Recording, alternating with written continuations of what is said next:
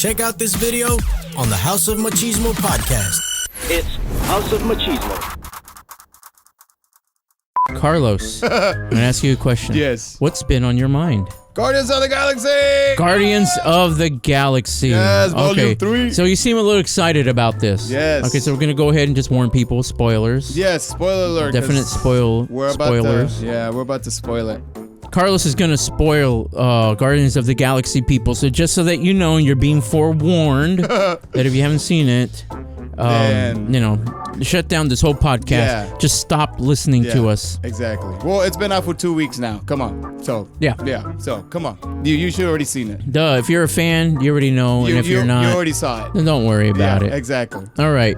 Tell us everything about Guardians of the Galaxy. Okay. Well, it was a great end to the trilogy by James Gunn and his last Marvel movie as well. Mm-hmm. So it was a bittersweet, but it was very, very emotional for me, I guess it was. Oh my God, I can't believe I just used that word. Emotional. Wow. Like with feelings. Yes, dude. Such, no, okay. It really was because, ever since the very first one, I fell in love with it. I really did like the first film, how it dealt with like mom issues and stuff. Yeah. And I was like, okay, I can relate to that.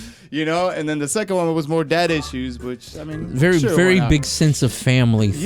Yeah. Oh, for real. Especially since the group, the cast themselves, they're a family. Yeah. In a sense, with Groot and all of them. I forget their names already. Peter Quill and all that. Gamora, Drax, Rocket. Yeah. They formed a family. Yes. Yeah. Correct. So yes, it really had those elements in it, and I mean, come on, and like it's hard to make a movie like that, especially when it's based out in space. Like, how do you make it relatable? Yeah. Well, by bringing in the family elements and whatnot. But does Xandu come out in it? Who? Xandu. Who's that? Xandu. I don't know who that is. Was Yondu. Yeah. Yondu. Yeah. Yondu. Oh, he makes a little cameo appearance, but it's tiny. But he's in there. He's in it for a little bit, which is nice to see him. Michael Rooker. Yeah. I think his name is Michael Rooker. I don't know.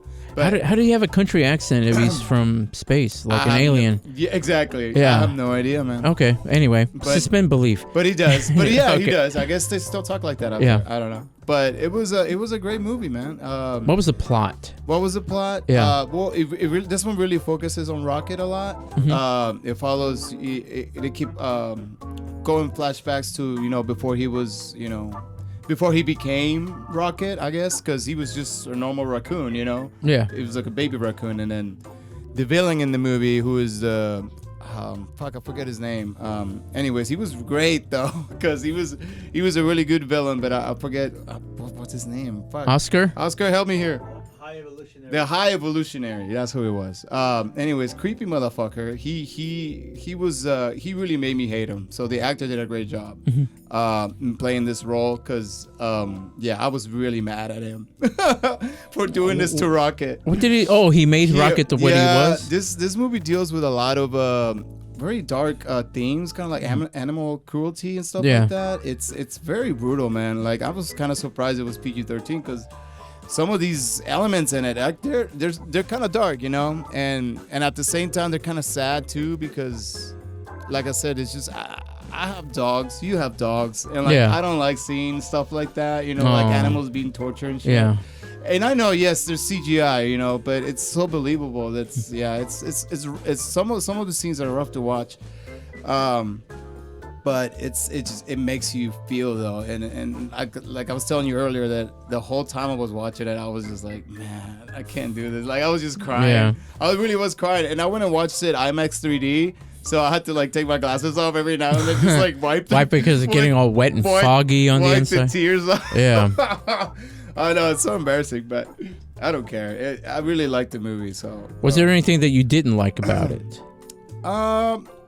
Okay, so the end, yes. I thought it was a really great ending for the characters, but what I didn't like was that Gamora and Peter did not end together.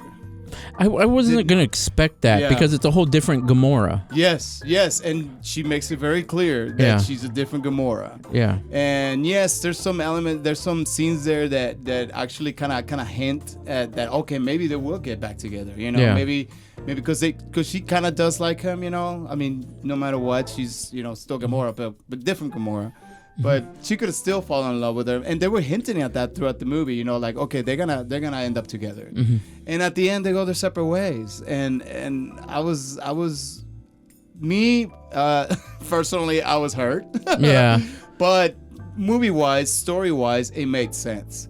So that was the only thing that I just kind of didn't quite like, just because I wanted them to stay together. I know, I understand. You know, because a lot of people, I guess, they may have forgotten that that's not the actual Gamora that we've grown to love. Yeah, it's a whole different one. Exactly. You know, the one that I didn't see, Nebula. Yes. You know, where she was a villain. Yeah. And then, like, literally wanted to kill them. Yeah. And all of a sudden, they're best friends. Yeah. Now they're you best know. friends. Yeah. And so it's like, okay, well, and they still kept her personality. Oh yeah. She's you know, still a throughout the bitch. whole thing. Yeah, exactly. Yeah, you know, she's still rude and mean, but yeah. Yeah, and so for that, I'm like, okay, you know what? To me, and I know there are a lot of people out there that kind of down these movies because they're like, they're all just CGI. Yeah. You know, but I like the character growth that they did with Nebula. Me too. You know, because again, she was a bitch. Yeah. She wanted to kill her sister, wanted to kill everybody. She's full of hate. But it all stems from daddy issues or family. Yeah. You know, again, they kind of keep. I think there are a lot of people that don't look too deep into a lot of these stories, and they think they're just writing these stories that are based on the comics, or that the writers just want action, and there's not really a whole lot of story behind it. But there is. Yeah, there is. There is a whole bunch of stories behind it, because they put the details in there. Yeah. It's like, they're gonna have family issues because this is what happened to them when they were their origin, how their origin started. This is what happened to them, and so this is what made them into the person that they are now.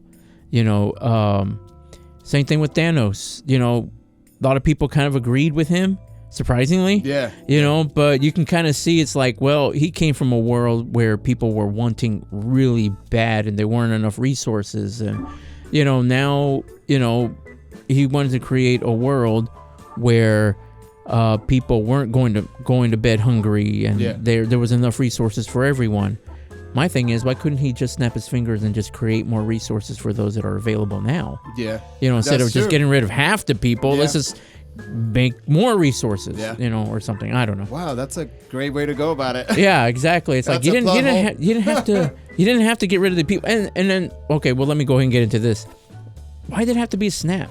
It was never a snap. Yeah. I mean, it was just a thought. Yeah. So he technically didn't have to snap his fingers. There was nowhere in any of that it actually explained that it had to be a snap. Yeah. It was just the fact that he could do that. I just can snap my fingers and just make it so.